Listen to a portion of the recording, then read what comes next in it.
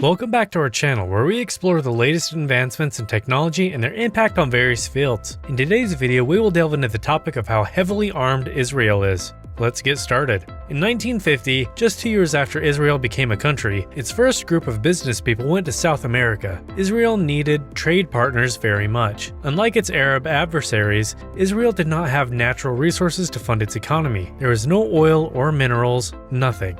The group met a few times, but most of the people laughed at them. The Israelis tried to sell oranges, stovetops that used gas, and fake teeth. For countries like Argentina, which grew its own oranges and was linked to the power grid, the products weren't very useful. It's hard to believe that this is how Israeli products looked just 67 years ago. Israel is now a high-tech superpower and one of the top weapons producers in the world, selling about $6.5 billion worth of weapons every year. How did Israel become that powerful? In 2010, Israeli drones were flown in Afghanistan by 5 NATO countries. How did that happen? How did Israel, a country that isn't even 70 years old yet, become a giant with one of the most technologically advanced armies in the world that is changing the way modern wars are fought?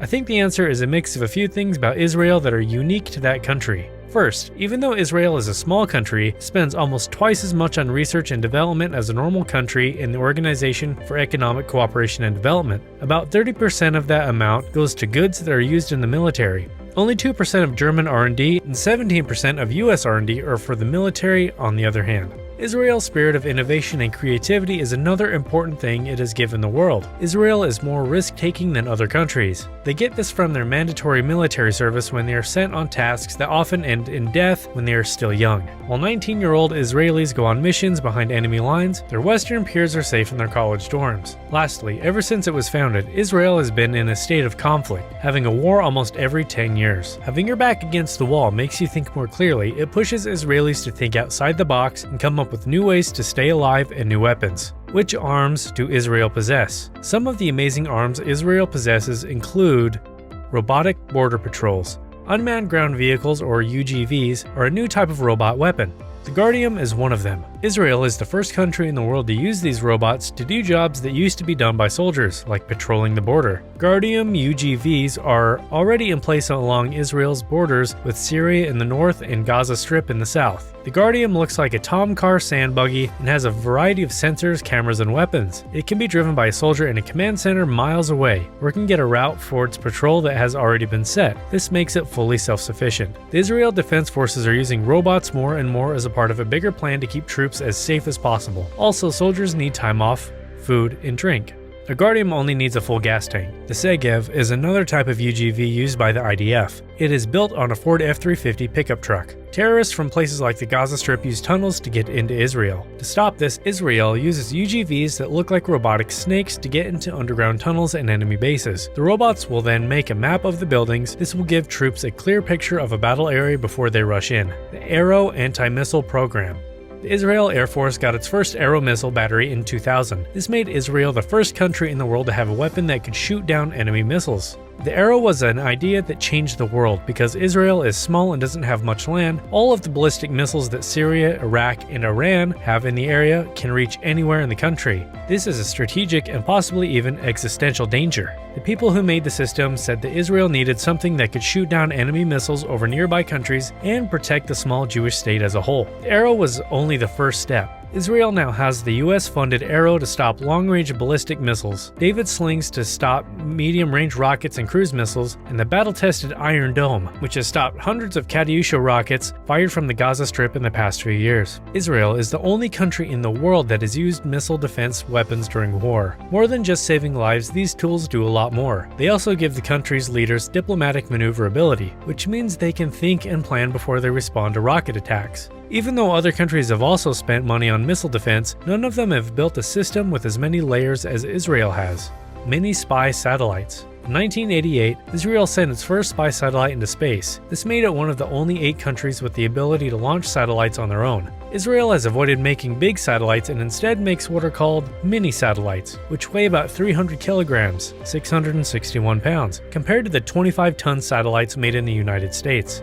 There are 2 kinds of spy satellites used by Israel. Most of Israel's satellites have high-tech cameras like the one of the Ofek 9, which has launched in 2010 and can see things as small as 50 centimeters 20 inches away from hundreds of miles away. The Techstar is the name of the other type of satellites that Israel has. These satellites use a synthetic aperture sensor, which is basically a radar system that can make high-resolution images with almost the same quality as a normal camera. Israel has a huge edge because of this technology. Radars can work in any weather and can even see through disguise nets. A camera can't see through clouds or fog. This means that Israel can keep track of its enemies and get information about them at any time of day, even when it's raining, foggy, or cloudy.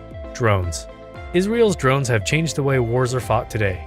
They cost a small fraction of what a manned fighter jet does, and some of them cost as little as a few $1,000,000. They are now used in every IDF mission. Drones give soldiers the information they need to make smart choices before going into enemy land or storming enemy bases. The Heron TP is Israel's biggest drone. In Israel, people call it the drone that can reach Iran. Its wingspan is 85 feet, which is the same as a Boeing 737 plane. It can stay in air for 24 hours and can carry 1 ton. Israel doesn't say for sure, but it's thought that the Heron TP can also fire rockets from the air to the ground. Israel was the first country anywhere in the world to use drones in war. In 1969, the Israel Defense Forces used toy airplanes with cameras attached to their bellies to spy on Egypt along the Suez Canal. In 1982, it flew its first military drone called Scout in Lebanon, where it helped find Syrian anti-aircraft missile systems and destroy them.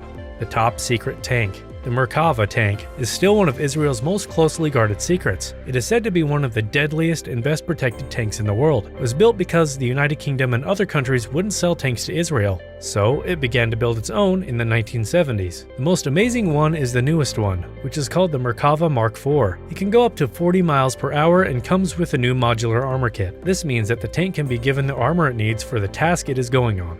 For example, strong armor is needed in a place where anti-tank missile squads are known to be, but not in a place where there are no anti-tank missile squads. This also lets tank workers replace broken pieces of armor on the battlefield instead of having to bring the whole tank back to an Israeli repair shop. In 2012, a new system called Trophy was put on the Merkava. This was the biggest change to the tank up to that point. Trophy is an active defense system, which is essentially a personal missile defense system for a single tank. Trophy uses a small radar to find anti-tank missiles coming at it, and then it fires a cloud of countermeasures, which are basically small pieces of metal, to stop them. The tank's battle control system can also talk to the radar. This means that as soon as a missile is fired, the tank gets the coordinates of the enemy group that fired it. This lets the tank strike back quickly.